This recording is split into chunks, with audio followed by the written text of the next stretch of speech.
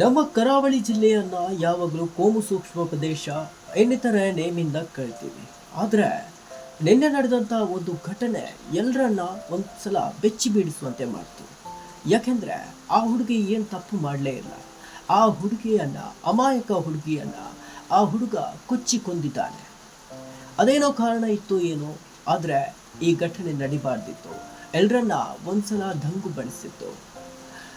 ಈ ಘಟನೆ ಬಂಟ್ವಾಳ ತಾಲೂಕಿನ ಬಿಸಿ ರೋಡ್ನ KSRTC ಬಸ್ ನಿಲ್ದಾಣದಲ್ಲಿ ನಡೆದಿತ್ತು. ಅಷ್ಟಕ್ಕೂ ಈ ಘಟನೆಯಲ್ಲಿ ಮೃತಪಟ್ಟ ಯುವತಿಯನ್ನ ಕಕ್ಕೆಪದವು ನಿವಾಸಿ ಲಾವಣ್ಯ ಎಂದು ಗುರುತಿಸಲಾಗಿದೆ.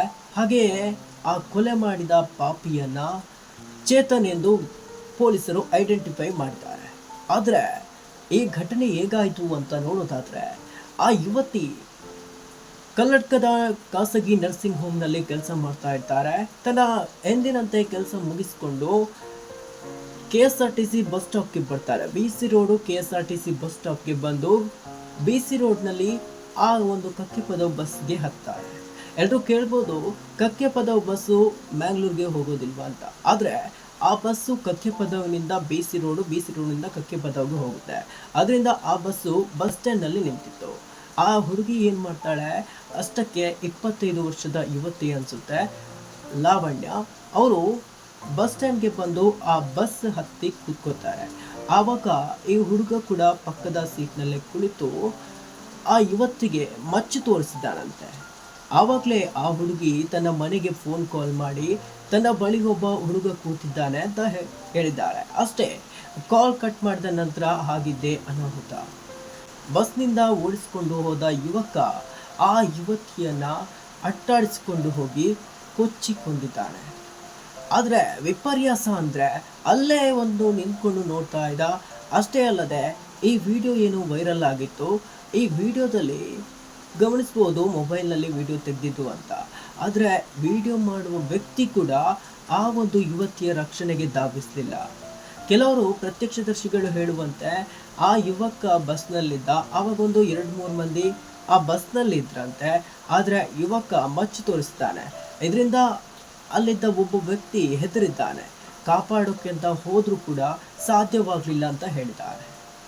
ಏನೋ SP ಅರುಣ್ ಕುಮಾರ್ ಈ ಬಗ್ಗೆ ಮಾಹಿತಿಯನ್ನು ನೀಡಿದ್ದಾರೆ. ಈ ಪ್ರಕರಣಕ್ಕೆ ಸಂಬಂಧಪಟ್ಟಂತೆ ವಿಶೇಷ ತಂಡವನ್ನು ಕೂಡ ರಚಿಸಲಾಗಿದೆ ಅಂತ ಹೇಳಿದ್ದಾರೆ.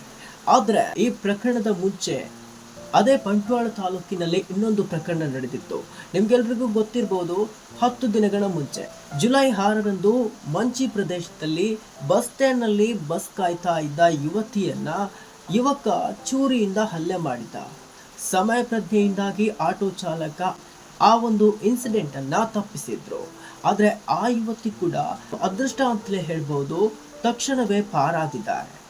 ಈ ಘಟನೆ ನಡೆದು 10 ದಿವಸಕ್ಕೆ ಇನ್ನೊಂದು ಬರ್ಬರವಾದ ಹತ್ಯೆ ಬಂಟ್ವಾಳದಲ್ಲಿ ನಡೆದು ಹೋಗಿದೆ. ಇದಕ್ಕೆ ಕಾರಣ ಯಾರು? ಆದರೆ ಒಂದು ಗಮನಿಸಬೇಕಾದ್ದು ಅಂದರೆ, ಕೆಲವರೆಲ್ಲ ಹೇಳೋದುಂಟು ವಿಡಿಯೋದಲ್ಲಿ ಆ ಆರೋಪಿಯ ತಂದೆ ತಾಯಿಗೆ ಬೈಬೇಕು ಅಂತ. ಆದರೆ ನನ್ನ ಲೆಕ್ಕದಲ್ಲಿ ಆ ತಂದೆ ತಾಯಿಗೆ ಏನು ಗೊತ್ತಿರುತ್ತೆ? ಒಬ್ಬ ಮಗ ಏನು ಮಾಡ್ತಾ ಇರ್ತಾನೆ, ಅವನು ಕೆಲಸಕ್ಕೆ ಹೋಗಿರ್ತಾನೆ, ಅವನು ವಾಪಸ್ ಬರ್ತಾನೆ, ಅಷ್ಟೇ ಗೊತ್ತಿರುತ್ತೆ. ನಡುವಲ್ಲಿ ಅವನು ಏನು ಮಾಡ್ತಾನೆ, ಎಲ್ಲಿ ಹೋಗ್ತಾನೆ, ಯಾರನ್ನ ಭೇಟಿ ಆಗ್ತಾನೆ ಅಂತ ಅವ್ರಿಗೆ ಗೊತ್ತಿರೋದಿಲ್ಲ. ಹಾಗಾಗಿ ವಿಡಿಯೋ ಮಾಡುವವರಾಗಿರ್ಬೋದು, ಯಾರೇ ಆಗಲಿ, ಅವರ ತಂದೆ ತಾಯಿಗೆ ಬೈಯೋದು ನನ್ನ ಪ್ರಕಾರ ತಪ್ಪು. ಆದರೆ ಆ ಯುವತಿಗೆ ಖಂಡಿತವಾಗಿಯೂ ನ್ಯಾಯ ಸಿಗಬೇಕು. ಯಾಕೆಂದರೆ ಆ ಒಂದು ಇನ್ಸಿಡೆಂಟ್ ಏನಿದೆ, ಆ ಇನ್ಸಿಡೆಂಟನ್ನು ಎಲ್ಲರೂ ಒನ್ ಸೈಡ್ ಲವ್ ಅಂತ ಹೇಳ್ತಿದ್ದಾರೆ. ಆದರೆ ಪ್ರಕರಣದ ಸುತ್ತ ಇರುವ ಹಲವು ಅನುಮಾನಗಳನ್ನು ಯಾರಿಗೂ ಗೊತ್ತಿಲ್ಲ. ಆದ್ದರಿಂದ ಈ ಪ್ರಕರಣದ ಹೆಂಡಾಗುವವರೆಗೆ ಯಾರು ಕೂಡ ಊಹಾಪೋಹಗಳನ್ನು ಹಬ್ಬಿಸಬೇಡಿ ಅಂತ ಈ ಮೂಲಕ ವಿನಂತಿಸಿಕೊಳ್ತೇನೆ.